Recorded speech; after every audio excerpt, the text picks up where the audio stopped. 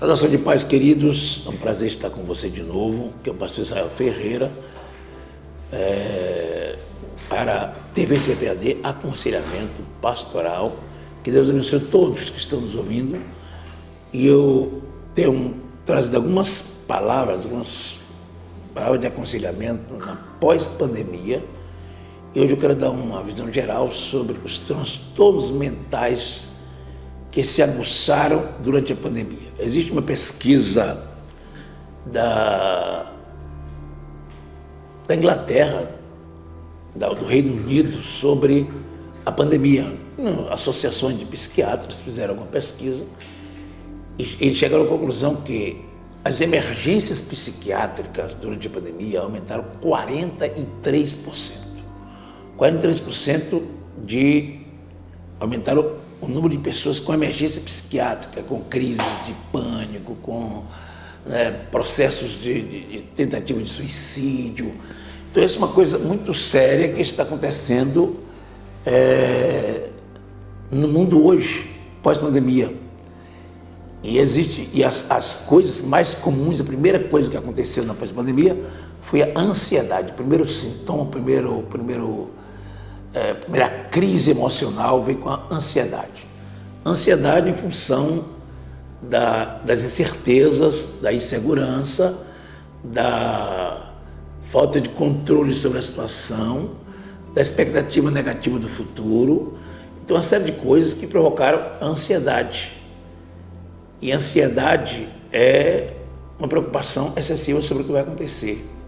Então, a ansiedade é uma coisa está muito presente, especialmente quando tudo começou, quando a incerteza bateu, quando uma crise chegou, quando a dificuldade apareceu. Há um crescimento extraordinário da crise de ansiedade. Mas a crise de ansiedade, quando não é tratada devidamente, ela leva, porque o medo pode gerar ansiedade, a incerteza, a dúvida, a insegurança, as expectativas negativas, as coisas que vão acontecendo, a probabilidade da morte também, de adoecer, a preocupação sobre a doença. Todas essas são causas que levam à ansiedade. A ansiedade pode levar à insônia, palpitação cardíaca, uma série de coisas. Pode levar a pessoa a um desespero, pode levar a pessoa a dar um colapso a qualquer momento e pode levar a pessoa a uma coisa chamada pânico, uma crise de pânico. Quando nós falamos em pânico, transtorno de pânico, nós falamos que pode existir uma crise de pânico e não ser ainda um transtorno estabelecido.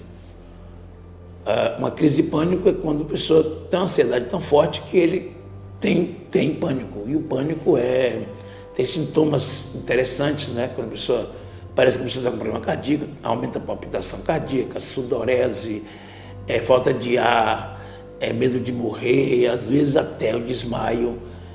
E aquele negócio, aquele mal-estar geral, tremendo, isso é o que se chama-se pânico. Quando isso acontece repetidas vezes, aí a gente pode dizer que tem um transtorno de pânico ou até um síndrome de pânico. Mas é importante lembrar que o pânico é um efeito da ansiedade exacerbada. Quando tem uma grande ansiedade, a pessoa pode levar a ter um pânico. Então nós lidamos com esse problema. Depois disso, nós podemos ver processo de depressão, que eu ainda vou falar especialmente sobre depressão no outro vídeo. A depressão vem pelas mesmas causas da ansiedade e algumas outras causas que eu vou falar depois em outro vídeo. Mas outra coisa que eu quero chamar a sua atenção é o que acontece com o estresse pós-traumático. O estresse pós-traumático é algo que acontece em função dos fatos negativos que já aconteceram na vida do sujeito. Durante a pandemia, alguns perderam um ente querido, alguns abriram falência de suas empresas, alguns ficaram desempregados, alguns passaram pela UTI, quase morreram, alguns tiveram crises familiares sérias. Aí, são muitas coisas juntas e o estresse pós-traumático é um transtorno que acomete as pessoas que passaram por um trauma complicado, um trauma complexo. Essas pessoas vão chegar, chama-se TEPD, transtorno do estresse pós-traumático. É quando essa pessoa chega num nível de estresse muito forte, a partir de um evento anterior. E não somente isso.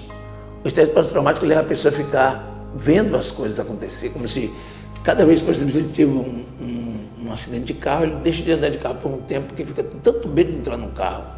Se ele vai para o ônibus é assaltado, ele tem tanto medo de entrar no ônibus por causa do assalto, ou seja, ele vai vendo aquele fato se repetir na sua mente muitas vezes. Como agora, um parente adoeceu, a pessoa vai ficar atribulada, será que outro não adoeceu, outro não adoeceu, um parente morreu. Então, ali ele passa a ter um trauma a partir dali, ele faliu, na empresa dele quebrou. Ele vai ter dificuldade, como é que eu vou recomeçar? Ele tem medo, quando fala empresa, ele se assusta.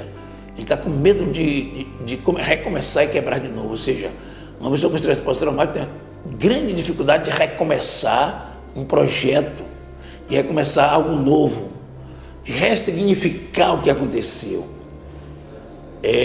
Porque ele se torna uma pessoa altamente atribulada em relação aos fatos. Então, muitas pessoas têm isso, têm um acidente e passam um bocado de tempo sem andar de carro. Né? Então, ele tem um estresse pós o trauma que levou ele àquela situação que ele vive, tanto medo que ele não faz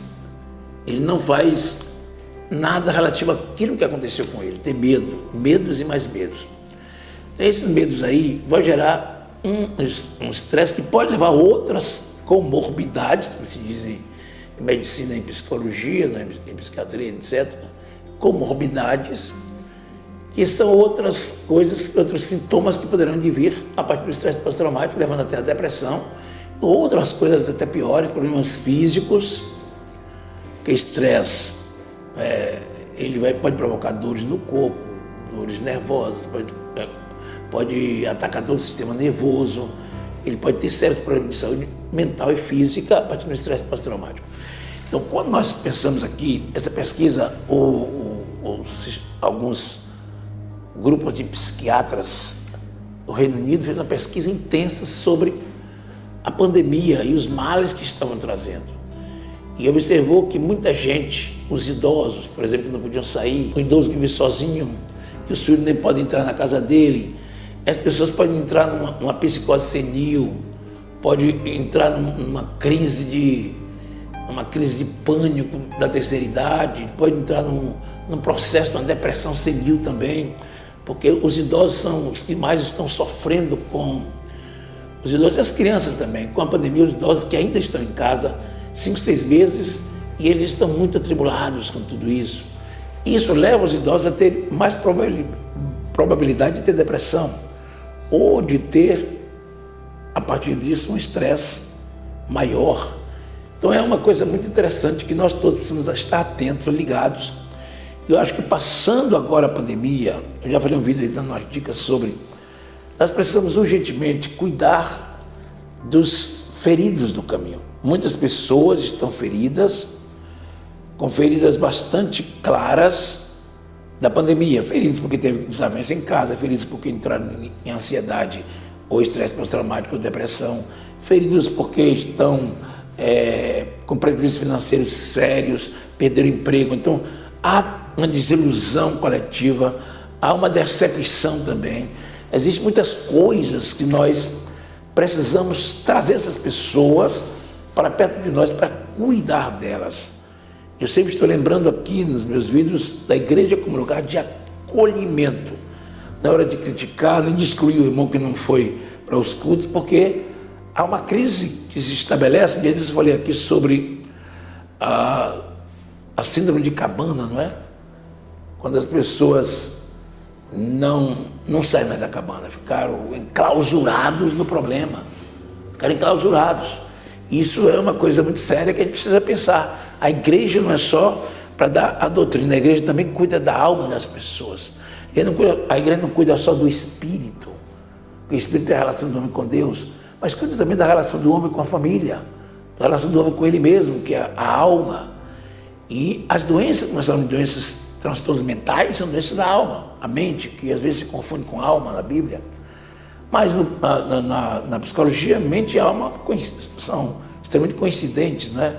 Que até tem uma palavra grega, psique, que pode ser traduzida como mente como alma. Então, nós precisamos agora pensar, e você pensa, o que a igreja pode fazer? Primeiro, nós temos que nos conscientizar que estamos em outro tempo. houve uma mudança radical do tempo, houve uma mudança radical dos fatos da vida normal. Nós saímos da normalidade, entramos numa anormalidade, que essa anormalidade pode ser o novo normal, como dizem aí. Então, essas mudanças atingem profundamente o comportamento das pessoas, profundamente as necessidades emocionais das pessoas. A falta de afeto, a solidão, a distância dos parentes, não vir para a igreja, não congregar, tudo isso gera uma mudança radical no comportamento das pessoas. E a igreja precisa estar pronta para atender o desafio, precisa ter consciência que a igreja precisa atender esse desafio. Outra coisa interessante, a igreja tem um programa para alcançar essas pessoas, via online, ou na igreja, ou de visitação, ou de um grupo para lidar com cada grupo separadamente, como já falei em outro vídeo, um grupo para jovens, um grupo para adolescentes, um grupo para liderança, um grupo para os idosos, e o pastor tem uma palavra para cada um, ou outras pessoas que o pastor no meio, mas é importante que a gente não perca nossos crentes. É necessário isso. É necessário também entendermos que a igreja é um lugar terapêutico. A igreja é a comunidade terapêutica, além de a igreja ser casa de Deus, a igreja é lugar de ser abençoado espiritualmente, a igreja é lugar de ser curado, ser batizado com o Espírito Santo. A igreja também faz terapia. Qual é a terapia? Da palavra. Nós não fazemos palestra o tempo todo de psicologia na igreja, não. A palavra de Deus é a grande terapia, né? A grande terapia para alcançar as pessoas é a palavra de Deus. Conhecer a verdade liberta. Então, como ensinadores e pregadores que nós somos, podemos muito bem alcançar essas pessoas, trazendo uma palavra de sabedoria, uma palavra de fé, uma palavra de vida, uma palavra de esperança, uma palavra de cura, de recomeço, de ressignificação. Ressignificar é você ver bênção de todo mundo, já viu luta. Ressignificar é você ver solução de todo mundo, já viu problema. Ressignificar é você ver uma esperança de todo mundo, já vê pessimismo. Ressignificar é você encontrar uma razão para adorar mesmo na tempestade. Nessa que os psicólogos e psiquiatras ingleses do Reino Unido chamou isso de uma tsunami emocional, uma tsunami psicológica. Tem um tsunami psicológica, uma tempestade psicológica. Nessa tempestade, Jesus está presente para acalmar a tempestade. Ele acalma a tempestade. E nós, como líderes, precisamos ser esse vetor do Senhor, instrumento do Senhor, para acalmar a tempestade da alma das pessoas, para acalmar a vida das pessoas, para ter uma solução para as pessoas, para ter uma saída para as pessoas, para ter uma resposta para as pessoas. É a igreja que tem que fazer isso. Então os transtornos mentais estão aí, e muitos outros que eu não citei aqui, mas ainda vou fazer um vídeo sobre depressão em tempo de pandemia, e espero que você e eu, possamos juntos fazer alguma coisa para curar as pessoas, arrancá-las da cabana, arrancá-las do medo, arrancá-las da angústia de alma, da frustração por esses problemas que aconteceram, superar as frustrações. Nós temos Cristo na nossa vida, temos graça, temos sabedoria de Deus para ajudar as pessoas. Um abraço, querido. Deus abençoe e guarde a todos.